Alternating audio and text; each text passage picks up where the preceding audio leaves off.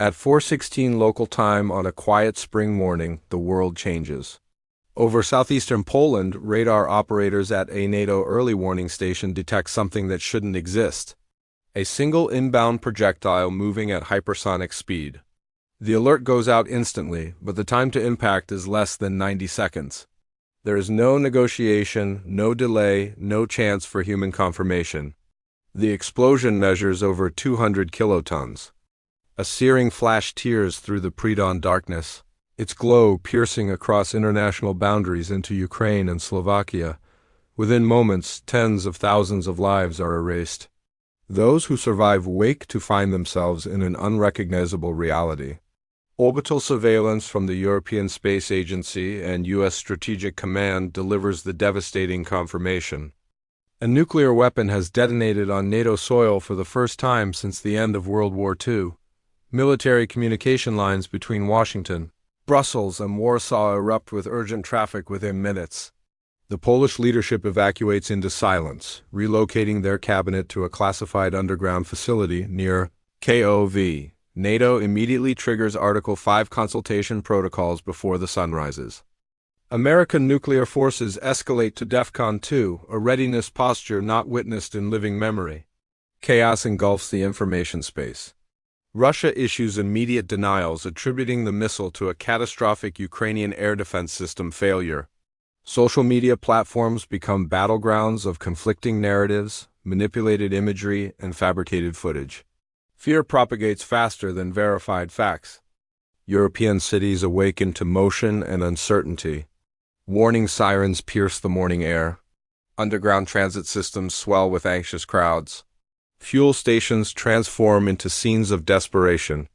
Aviation authorities ground flights across the continent within hours. Civilians compulsively check their devices, desperately seeking answers that remain elusive.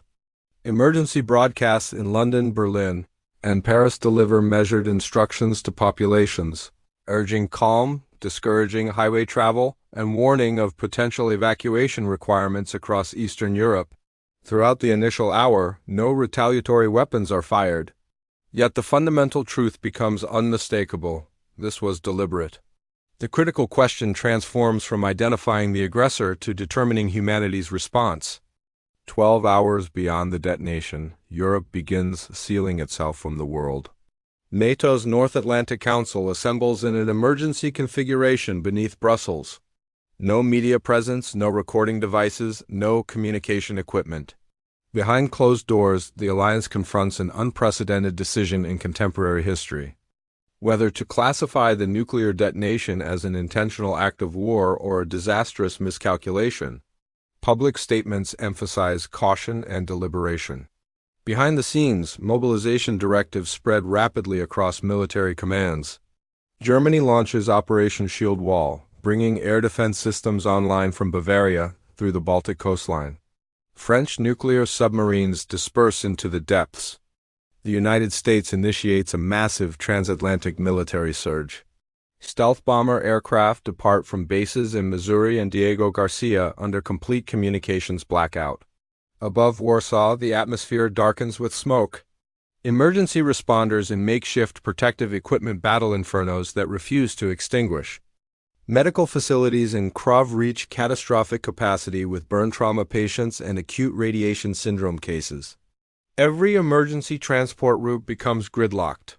Throughout surrounding communities, radiation detection instruments register dangerous levels. The Polish president delivers a brief televised message before disappearing into secure underground facilities. His words are simple and resolute. The nation has endured a nuclear attack. The nation will survive. Across the European continent, panic evolves into widespread paralysis. Digital networks buckle under unprecedented demand. Retail establishments impose strict purchase limitations. Railway services departing Eastern Europe become overwhelmed with equal numbers of displaced civilians and mobilizing military personnel.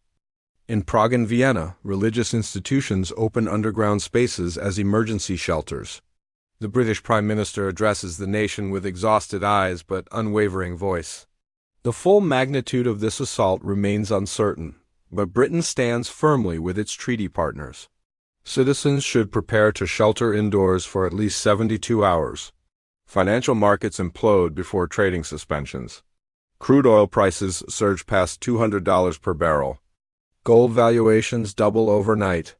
Beyond economic indicators lies a more profound reality. The sense of security has shattered permanently. As darkness falls, initial radioactive fallout patterns begin drifting westward, invisible, without scent, impossible to halt. Europe descends into its longest night. The second day arrives without dawn.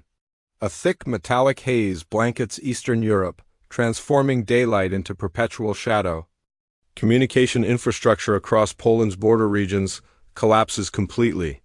Radiation measurements in Lublin exceed Chernobyl levels by an order of magnitude.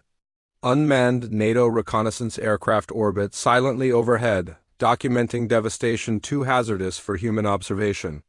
Within NATO command facilities, uncertainty becomes a lethal factor. Intercepted intelligence signals suggest Russian military repositioning along the Kaliningrad corridor. Moscow maintains its forces remain in defensive posture. China issues appeals for restraint. The United Nations Security Council convenes in New York, numerous delegations absent, translation equipment unused, oppressive silence replacing debate. Meanwhile, populations in Poland and western Ukraine initiate the westward exodus. Transportation arteries become choked with abandoned vehicles, fuel supplies exhausted, engines failing, children wrapped in whatever protection families can provide. Volunteer convoys from Germany and Czech territories drive eastward transporting iodine tablets and medical supplies, defying official orders to maintain distance. Across America, disbelief transforms into profound anxiety. The New York Stock Exchange remains shuttered for a consecutive day. Aviation facilities implement undeclared emergency procedures. Citizens wake to warning sirens, not indicating immediate danger, but conducting reassurance protocols attempting to make the catastrophic seem distant once more. Yet everyone comprehends the global countdown accelerating toward midnight. The American president appears from a reinforced briefing room. His language is measured, weighted with consequence. An assault against one member nation constitutes an assault against all member nations. Response is certain but will not be precipitous. Security analysts describe it as the most perilous pause in recorded history. An entire day of military restraint, where every sensor detection could initiate the apocalypse. Throughout command bunkers, military personnel occupy positions beside launch control systems, monitoring displays that hold the power to rewrite human civilization. No additional strikes materialize that day. Yet the world's respiration has fundamentally changed. Shallow, cautious, conscious that the atmosphere itself may have become hazardous. 48 hours following the detonation, global stability balances between vengeance and self-control. The Polish landscape remains a terrain of absolute destruction. Transportation routes scorched, forests ablaze with invisible contamination, skies obscured by an unnatural gray dawn. Orbital imagery reveals Lublin reduced to a crater measuring half a kilometer across. The blast zone has obliterated residential districts, infrastructure networks, and educational facilities. The population that once inhabited them has been removed from the register of the living. Across Europe, international boundaries remain impenetrable. Refugee movements are halted at military checkpoints where personnel wear respirators and radiation detectors instead of national insignia.